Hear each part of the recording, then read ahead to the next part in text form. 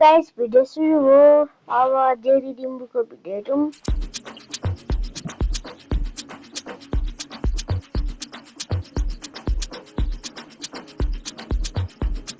ओ hero कति जान लागेको भाइ हिरो हैन म एन्टरप्रेन्योर हो आइम अ बिजनेसम्यान बुझिस बिजनेस गर्न जान आँटेको म डोन्ट डिस्टर्ब मी ओके होइन के भयो आज यसलाई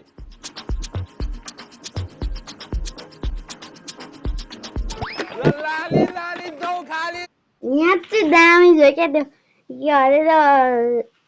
के पो खेल्छ हौ म त खेल्दिनँ तर म सानो मान्छे त्यही भएर थाहा छैन हेर्नु छ अनि भएर जाउ यो पाले अबे हालोमा हालो ल खुल्ला देखाए पोसेइडन भर्सेस मान्छे त म नि हिरो हो नि मेरो नयाँ घडी हेर्न आइच मेरो नयाँ चस्मा हेर्न एच मेरो नयाँ सर्ट हेर्न है दसैँको नयाँ लुगाले त मलाई पनि हिरै देखिएको छ हौ एच अहिले बाटो हामीले कुनै केटीले देख्यो भने त पुग्नुकै ढल्छ होला तर म यस्तो ह्यान्डसम देखिरहेको छु नि त अनि ढले मैले भनेको थिएँ नि केटीले हामीले देख्यो भने पुग्नुकै ढल्छ भनेर यो पालिको दसैँमा बाउ आमाले अब्बा लो क्वालिटीको लुगा किनिदिए यार अनि त यति बेला त लोभ नगर्नु नि हौ साले झन् यो पालिको दसैँमा हल्का झिल्के हुँ भनेको खतरा जुत्ता लगाउँ भनेको एडिडासको जुत्ता लगाउनु ठाउँमा अभिलाषको जुत्ता लगाउनु परिरहेछ यार यो दसैँमा एउटा केटी नपठाइने भयो यार हाँसी लाग्यो मलाई चाहिँ ले तिमीलाई अब छोला काट्छु यस्तै नियम कहाँबाट आउँछ अहिले कोही पनि खाएको जति हाल्यो होइन अब चाहिँ फेरि के को प्रोटेस्ट हो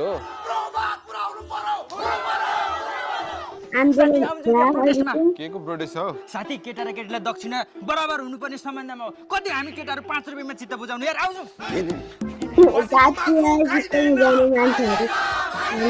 केटीहरु भन्दा थोरै दक्षिणा चाहिँदैन बसीको सुप तातो केटीहरुको दक्षिणा देखेर केटाहरुको गयो सातो वकिलको कालो कोट हामीलाई चाहिँ हजारको नोट हजारको नोट चाहियो बराबर यति भन्दै हामी जान्छौँ सरासर दाइ एउटा दामी पेन्ट देखाउनु न हेर भाइ यो खतरा छ एज दाइ यही दामी रहेछ यही दिन न कति हो दसैँ भएर लैजाउँ न 1000 सम्ममा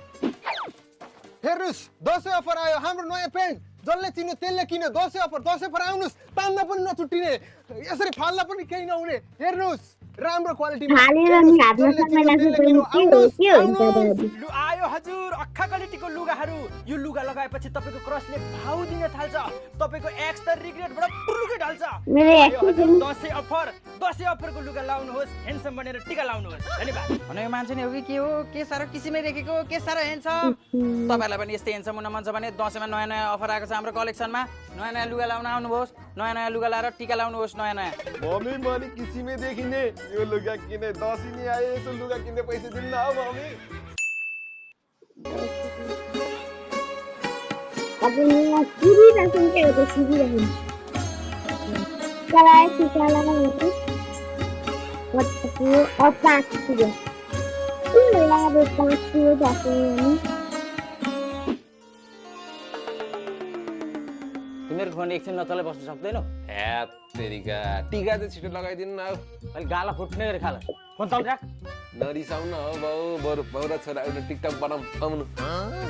एक गरा यो फोनको संसारबाट बाहिर निस्कि के आउनु न हौ टिकटक बनाऊँ त्यही पनि दक्षिणा मैले 10 रुपियाँ पाउने हो मलाई थाहा छ टिकटक बनाऊँ बरु आउनु हेर सबै फोनमा भुलिया छ कमसेकम यो फोनको दुनियाँबाट त निस्क दसैँको बेलामा त गफसफ गरौँ यी मातरी यो बुढी मान्छे के भयो कि अब चाहिँ भने म यो वाइफाई नै काट्दिन्छु यति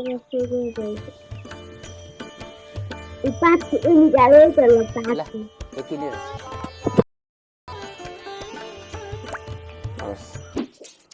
ल यति नै रहेछ गोजीमा ए हो र त्यसो भए क्लियर गरिदिनु त बाबा ब्याङ्कमा त छ होला नि ए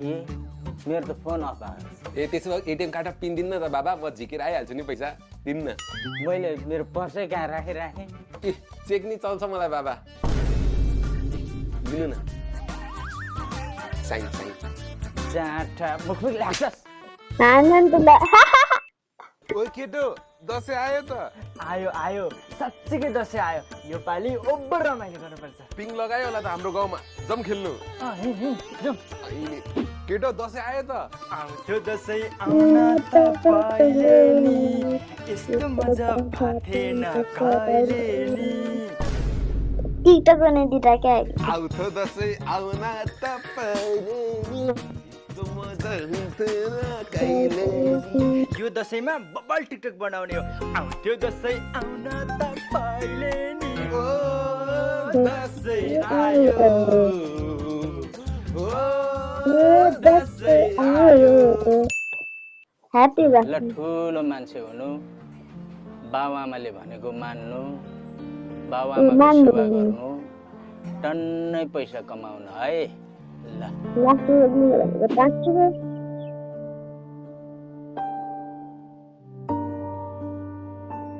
यो चाहिँ फोटोमा त लगाएको त्यो रियल होइन भिडियोमा यस्तो हुँदैन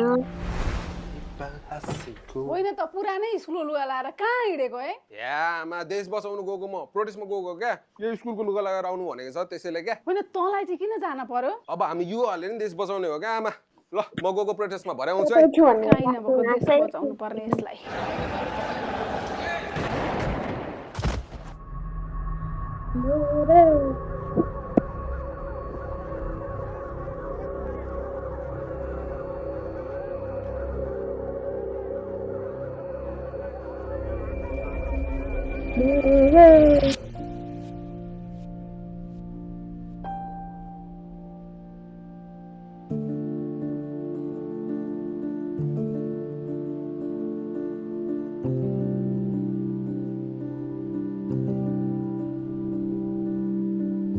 सक्यो